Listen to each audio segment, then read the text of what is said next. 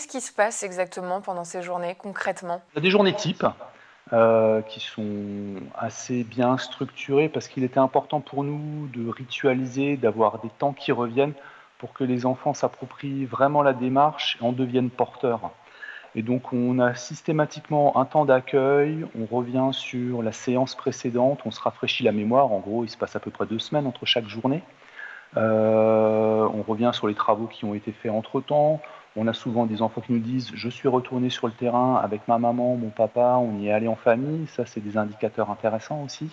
Hem, les collègues ensuite travaillent aussi beaucoup sur les émotions. On a des vrais enjeux autour de la capacité à mettre en mots ce que les uns et les autres vivent, à partager les émotions.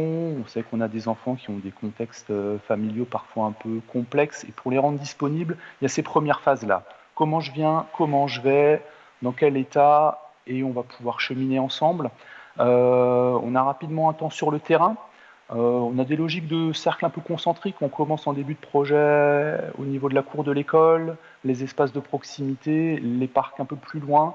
Et puis, selon les enseignants, selon l'emplacement de l'école, on va visiter une forêt à quelques kilomètres en prenant le bus ou le tram. On va faire une sortie encore un peu plus loin en fin d'année. Mais l'idée, c'est de s'approprier le territoire. Donc, le matin sur le terrain, à travers des ateliers de découverte de la nature, en lien avec les saisons. Euh, on met quelque chose en place aussi qui évolue au fur et à mesure de l'année, à savoir un temps de jeu libre. On se rend compte que les enfants sont tout le temps en collectif, en classe, à la cantine, au périscolaire, et à quel moment je peux m'extraire du groupe, me poser, digérer ce vécu, évaquer à mes envies.